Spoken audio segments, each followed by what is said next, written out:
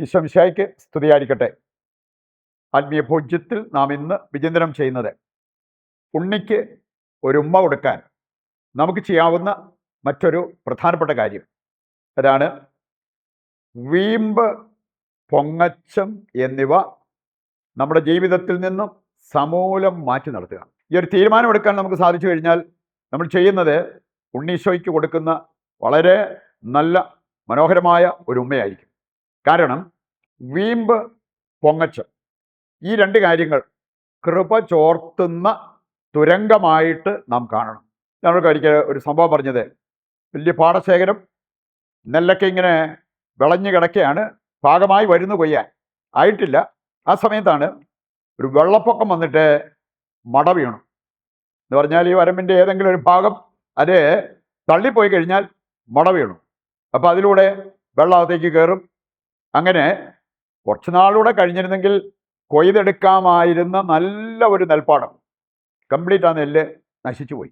കാരണം ഈ വെള്ളം കയറി ആ വെള്ളത്തിനടിയിലേക്ക് നെല്ല് പോയതുകൊണ്ട്. പിന്നെ അതൊന്ന് ശരിയാക്കിയൊക്കെ വറ്റിച്ചൊക്കെ എടുക്കാൻ എത്ര ദിവസങ്ങളെടുക്കും? ഒരു മട വീണപ്പോൾ ആ നെൽപ്പാടം, അതിനകത്തെ നെല്ല് കംപ്ലീറ്റ് നശിച്ചു പോയി. എങ്കിൽ നമ്മുടെയൊക്കെ കൃപ ചോർത്തിക്കളയുന്ന രണ്ട് കാര്യങ്ങളായിട്ട് ഇത് രണ്ടും ഒരു നാണയത്തിൻ്റെ രണ്ട് വശങ്ങൾ പോലെ പോകുന്നതാണ്. വീമ്പിളക്കുക, അതുപോലെ തന്നെ പൊങ്ങച്ചം പറയുക. ഇതുമായി ബന്ധപ്പെട്ട കുറച്ച് വചനഭാഗങ്ങൾ എടുക്കുമ്പോൾ തൊട്ട് നല്ലതല്ല. ശരിക്കും ഇതൊരു തുരങ്കം തന്നെയാണ്. നമ്മുടെ കൃപ ചോർത്തിക്കളയുന്ന, നമ്മുടെ പേരും മഹിമയൊക്കെ ചോർത്തിക്കളയാൻ ശക്തിയുള്ള കാര്യങ്ങളാണ് ഇവയെന്ന് നമുക്ക് തിരിച്ചറിയാൻ പറ്റും. നമുക്ക് ആദ്യമായിട്ട് തന്നെ വീമ്പിളക്കിയ ചില വ്യക്തികളെ, ബൈബിൾ കഥാപാത്രങ്ങളെ പരിചയപ്പെടാം. വീമ്പിളക്കിയ ബൈബിൾ കഥാപാത്രങ്ങൾ അവർ കിട്ടിയത് ചെറിയ ശിക്ഷയൊന്നുമല്ല, തലപോയി.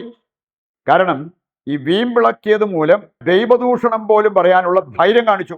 അതുമൂലമാണ് അവരുടെ തലപോയ സംഭവങ്ങൾ ബൈബിളിൽ നമുക്ക് കാണാൻ പറ്റും. സെന്നക്കെരുവിന് സംഭവിച്ചെന്താ? 2 ദിനവൃത്താന്തം 32-ാം അധ്യായം വായിച്ചാൽ കാണാൻ പറ്റും. അവനിങ്ങനെ വീമ്പിളക്കി, ഒരു ദൈവത്തിനും എൻ്റെ കയ്യിൽ നിന്നും നിങ്ങളെ ഒന്നും രക്ഷിക്കാൻ പറ്റത്തില്ല, അങ്ങനെയുള്ള ശക്തനായ ദൈവമൊന്നുമില്ല എന്ന് പറഞ്ഞാൽ ഇവൻ ദൈവത്തെക്കാൾ ശക്തനാണെന്ന് ആ രീതിയിൽ പറഞ്ഞ് വീമ്പിളക്കിയവൻ. എന്താണ് അവന് സംഭവിച്ചത്? അവൻ്റെ മക്കളിൽ ഒരാൾ വന്ന് അവൻ്റെ തല വെട്ടി മാറ്റി, അവൻ്റെ ശിരസ് ഛേദിക്കപ്പെട്ടു. ഈ അധ്യായം വായിക്കുമ്പോൾ നമുക്ക് കാണാൻ പറ്റും. രണ്ടാമതൊരു വ്യക്തിയാണ് നിക്കാനോർ. ഏതാണ്ട് ഇതുപോലെ തന്നെ വീമ്പിളക്കിയവൻ, ദൈവദൂഷണം പറഞ്ഞവൻ. 2 മക്കബായർ 15-ാം അധ്യായം വായിക്കുമ്പോൾ അവിടെ നമുക്ക് കാണാൻ സാധിക്കും നിക്കാനോറിന് സംഭവിച്ചത് എന്താണെന്ന്. അവൻ്റെയും തല വെട്ടിമാറ്റി, നാവ് പിഴുതെടുത്തു, കരങ്ങൾ വെട്ടി. ഇതൊക്കെ ദൈവത്തിനെതിരെ സംസാരിക്കുന്നതിന്, വീമ്പിളക്കുന്നതിന് ഉപയോഗിച്ച ശരീരഭാഗങ്ങൾ. അവയെല്ലാം വിച്ഛേദിക്കപ്പെട്ടു. എന്നിട്ട് പക്ഷികൾക്ക്, പറവകൾക്ക് എറിഞ്ഞു കൊടുക്കുന്ന ഒരു രംഗം 2 മക്കബായർ 15-ാം അധ്യായം വായിക്കുമ്പോൾ നമുക്ക് കാണാൻ പറ്റും. മൂന്നാമതൊരു ബൈബിൾ കഥാപാത്രമാണ് അന്തിയോക്കസ്. അന്തിയോക്കസിൻ്റെ അന്ത്യം എന്ന് പറഞ്ഞ് നമ്മൾ കാണുന്നുണ്ട് 2 മക്കബായർ 9-ാം അധ്യായം. തലക്കെട്ട് തന്നെ അന്തിയോക്കസിൻ്റെ അന്ത്യം. ഇവനും വീമ്പിളക്കിയവനാണ്. അവൻ പറഞ്ഞു, ഞങ്ങളുടെ ഗ്രൂപ്പിനെ പരാജയപ്പെടുത്തിയ യഹൂദരെ സമൂലം ഞാൻ നശിപ്പിക്കും, അത് ചെയ്യാതെ അടങ്ങിയിരിക്കില്ല. അങ്ങനെയൊക്കെ പറഞ്ഞ് അവൻ രഥം റെഡിയാക്കിച്ച് സ്പീഡിൽ അങ്ങോട്ട് പോകുന്ന ഒരു രംഗം ഈ അധ്യായം വായിക്കുമ്പോൾ കാണാൻ പറ്റും. ഒന്നിനു പുറകെ ഒന്നായിട്ട് അവന് ബുദ്ധിമുട്ടുകൾ, പ്രയാസങ്ങൾ, രോഗങ്ങൾ, തടസ്സങ്ങളൊക്കെ വന്നതാണ്. പക്ഷെ അവിടെയൊന്നും അത് ദൈവം ഇടപെടുന്നതാണ്, തൻ്റെ പാപത്തിനുള്ള മുന്നറിയിപ്പാണ്, അല്ലെങ്കിൽ തനിക്ക് വരാനിരിക്കുന്ന ശിക്ഷയ്ക്കുള്ള മുന്നറിയിപ്പാണ് എന്നൊന്നും ചിന്തിക്കാൻ അവൻ പറ്റിയില്ല. അവൻ്റെ കഴിവിൽ അവൻ ആശ്രയിച്ചു. അങ്ങനെ വീമ്പിളക്കി മുമ്പോട്ട് പോയ അന്തിയോക്കസിന് എന്താ സംഭവിച്ചത്? ജീവിച്ചിരിക്കെ അവൻ പുഴുവരിക്കാൻ തുടങ്ങിയെന്ന് ഈ അധ്യായം വായിക്കുമ്പോൾ നമ്മൾ കാണുന്നതാണ് 2 മക്കബായർ 9-ാം അധ്യായം. ഈ ബൈബിൾ കഥാപാത്രങ്ങളെല്ലാം വിളിച്ചു പറയുന്നത് വീമ്പിളക്കുന്നത് നല്ലതല്ല, പൊങ്ങച്ചം പറയുന്നത് നല്ലതല്ല, ദൈവകൃപ ചോർത്തിക്കളയുന്ന കാര്യങ്ങളാണ് എന്നത് നാം മനസ്സിലാക്കണം. വീണ്ടും നെബൂഖദ്നേസറിനെ കുറിച്ച് നമുക്ക് കാണാൻ സാധിക്കും. ദാനിയേലിന്റെ പുസ്തകം 4-ാം അധ്യായം അതിൻ്റെ 30 മുതൽ വായിച്ചാൽ മതി. അവിടെ നമ്മൾ കാണുന്നു നെബൂഖദ്നേസറിന് വളരെ പരിതാപകരമായ ഒരു അന്ത്യമുണ്ടായി. അവന് ബാബിലോണിനെ കുറിച്ചൊക്കെ പറഞ്ഞ് വീമ്പിളക്കിയവനാണ്. ഇനി അതുമൂലം അവന് സംഭവിച്ചത്, അവൻ ജനങ്ങളുടെ ഇടയിൽ നിന്ന് ഓടിക്കപ്പെട്ടു. വിജന സ്ഥലത്ത് മഞ്ഞും മഴയും വെയിലുമെല്ലാം കൊണ്ട് കിടക്കുന്ന ദാരുണമായ ഒരവസ്ഥ ഈ അധ്യായത്തിൽ നമുക്ക് കാണാൻ പറ്റും. രണ്ടാമതായിട്ട് നമ്മൾ ചിന്തിക്കുന്നത് ഇസ്രായേൽ വീമ്പിളക്കാതിരിക്കാൻ ദൈവം നടത്തിയ ചില ഏർപ്പാട്. അവരെങ്ങാനും വീമ്പിളക്കിയെങ്കിലോ ഈ കൃപ ചോർത്തിക്കളഞ്ഞെങ്കിലോ എന്ന് കരുതിയിട്ട് ദൈവം ചെയ്ത ചില കാര്യങ്ങളെക്കുറിച്ച് കാണാൻ പറ്റും. ന്യായാധിപന്മാരുടെ പുസ്തകം 6-ാം അധ്യായവും 7-ാം അധ്യായവും വായിച്ചാൽ മതി. അവിടെ ഗിദെയോനുമായി ബന്ധപ്പെട്ട കുറച്ച് കാര്യങ്ങൾ, അവനെ ഒളിച്ചിരുന്ന് അവനെ പിടിച്ചുകൊണ്ട് വന്ന് യുദ്ധം നയിക്കാനായിട്ട് ലീഡറാക്കി വെക്കുന്ന ഒരു രംഗം കാണാൻ പറ്റും. എന്നിട്ട് അവനോട് ദൈവം ആവശ്യപ്പെട്ട ഒരു കാര്യം, നിങ്ങൾ ഇത്രയും പേരില്ലേ, നിങ്ങൾ എല്ലാവരും കൂടെ യുദ്ധത്തിന് പോകണ്ട, കുറേ ആൾക്കാരെ തിരിച്ചു വിട്ടു. പിന്നെയും പറഞ്ഞു ആളുകളുടെ എണ്ണം കൂടുതലാണ്, ഇനി കുറേ പേര് കൂടെ പറഞ്ഞു വിടുക. അങ്ങനെ ആയിരങ്ങളുടെ ഗ്രൂപ്പ് കുറഞ്ഞ് അവസാനം 300 പേര്.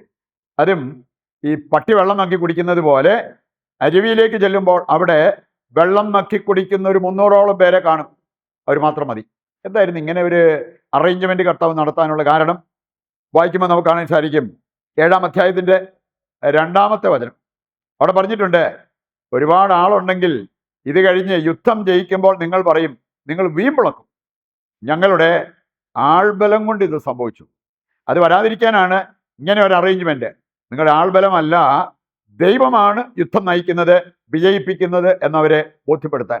അതിനായി ദൈവം ചെയ്ത ഒരു അറേഞ്ച്മെന്റ് ആയിട്ട് ഈ അധ്യായത്തിൽ പറഞ്ഞിരിക്കുന്ന കാര്യങ്ങൾ കാണാൻ പറ്റും. വീണ്ടും നമ്മൾ കാണുന്നുണ്ട് 2 ദിനവൃത്താന്തം 25:19 വായിച്ചാൽ, വീമ്പിളക്കുന്നത് നാശം വിതയ്ക്കും എന്നുള്ള ആ ഒരു കാര്യം. സങ്കീർത്തനം 12:3 വായിച്ചാലോ, മുഖസ്തുതി പറയുന്ന അധരങ്ങളെയും വീമ്പിളക്കുന്ന നാവിനെയും കർത്താവ് ഛേദിച്ച് കളയട്ടെ. ഈ പാപം ഗൗരവമുള്ളതായതുകൊണ്ടല്ലേ അങ്ങനെ പറഞ്ഞിരിക്കുന്നത്. അവസാനമായിട്ട് ആത്മപ്രശംസ, പൊങ്ങച്ചം, ഇങ്ങനെയുള്ള കാര്യങ്ങൾ പാപകരമാണ്, അത് വേണ്ട എന്നുള്ളത് കർത്താവ് നമുക്ക് സൂചന നൽകുന്നുണ്ട്. സുഭാഷിതങ്ങൾ 27:2 പറയുന്നുണ്ട്, നിന്റെ നാവല്ല നിന്നെ പ്രശംസിക്കേണ്ടത്, അത് ചെയ്താൽ ആത്മപ്രശംസയായിട്ട് മാറും. അന്യൻ്റെ നാവാണ് നിന്നെ പ്രശംസിക്കേണ്ടത്. പ്രഭാഷകൻ 10:27 വായിച്ചാൽ ചില കാണാൻ സാധിക്കും അവരുടെ ഒരു പ്രവണത, പട്ടിണി കിടന്നിട്ടും പൊങ്ങച്ചം പറയുന്ന ആ ഒരവസ്ഥ. പൊങ്ങച്ചത്തിനൊരു കുറവുമില്ല, പട്ടിണിയാണെങ്കിൽ പോലും അങ്ങനെ പൊങ്ങച്ചം പറയുന്ന ഒരവസ്ഥ. ഇങ്ങനെയുള്ള കാര്യങ്ങൾ ഒഴിവാക്കുമ്പോൾ ദൈവകൃപ നമ്മളിലേക്ക് ഒഴുകി വരും. ഒഴുകി വന്ന കൃപ ചോർന്നു പോകാതിരിക്കാൻ ഇത് സഹായിക്കുകയും ചെയ്യും. ഒരു ബോധ്യത്തിലേക്ക് കടന്നു വന്നുകൊണ്ട് നമുക്ക് ഒരു തീരുമാനമെടുക്കാം. ഈ പാപങ്ങൾ ഒഴിവാക്കിക്കൊണ്ട് ഉണ്ണീശോയ്ക്ക് ഒരു ഉമ്മ കൊടുക്കാൻ. ആ തീരുമാനത്തോടെ നമുക്ക് പ്രതിഷ്ഠാ ജപത്തിൽ പങ്കുചേർന്ന് പ്രാർത്ഥിക്കാം.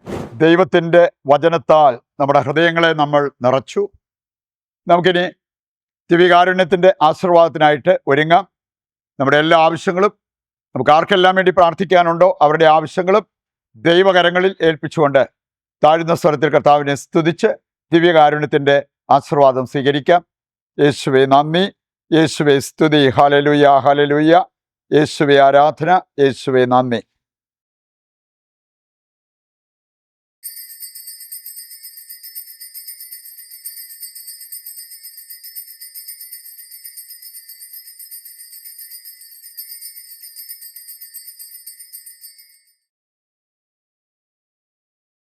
പരിശുദ്ധ പരമ ദിവ്യകാരുണ്യത്തിന് എന്നേരവും ആരാധനയും സ്തുതിയും പുകഴ്ചയും ഉണ്ടായിരിക്കട്ടെ.